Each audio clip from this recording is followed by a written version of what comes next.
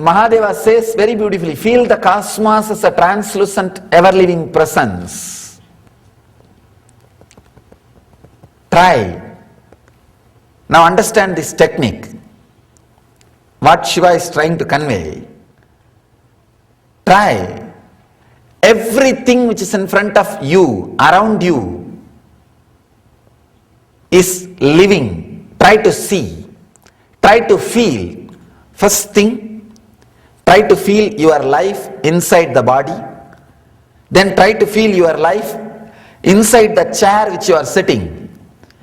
See how you are feeling alive inside your skin. Same way, visualize, feel you are alive inside the chair, inside the cushion.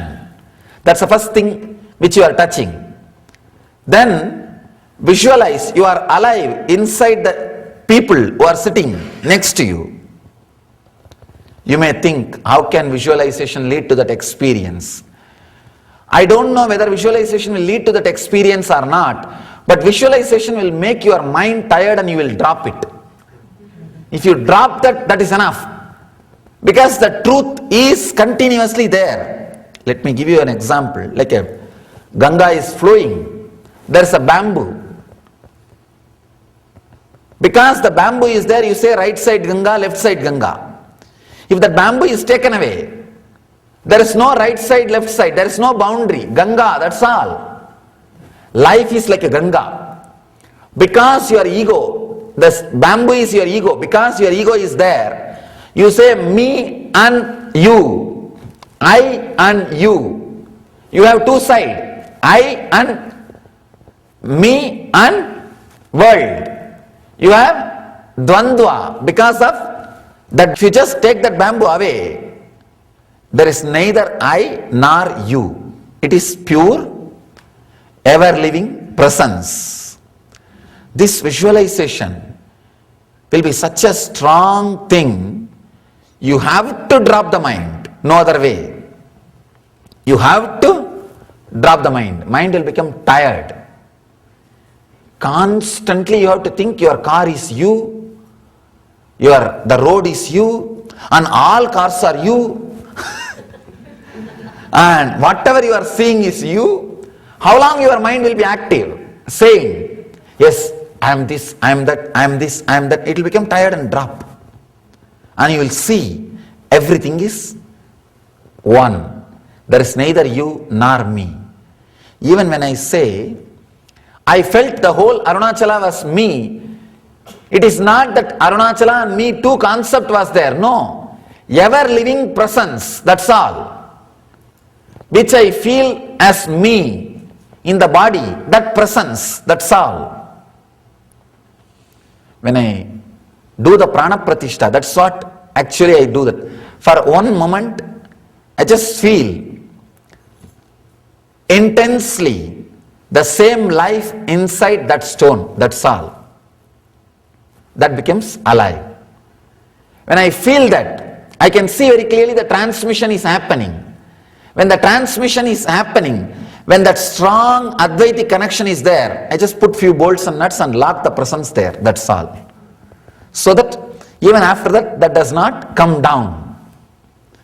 In this body, to keep that presence, the bolt nut is the breath. Breath is the bolt nut which locks that presence in this body. Same way, in that body to lock the presence, some mantras are the intense words with the high prana are chanted and bolt it. Feeling whatever you are seeing as you, not only with front side, even the back side.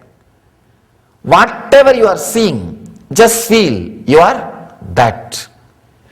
Just start feeling. In the initial level, for a few days it may look like imagination or foolishness. Don't bother. In 1 or 2 days you will suddenly start seeing. It is not just imagination. Things are really alive. You will see things are alive and living. Person, actually the Bhashyakara, The commentator gives another wonderful technique. Expansion on the sutra. Sometime, if you look at the light intensely, you will feel like a rays from the light is coming towards you. If you just turn your eyes a little bit, they call it squinting, you will see the light is radiating, some rays are flowing towards you. Or if you look at somebody intensely, you will see a kind of aura around that person, head, around that body, like a light body. He says, even if you look, whatever you are seeing intensely, you will start seeing aura. I always see aura of the people who are sitting in the discourse. Before starting the discourse, that's all I'll do. I'll just fall in tune with the aura. Whatever problems are there in all the auras, collective answers will be coming out. That is why whenever you listen to the master, you always feel he is talking to you.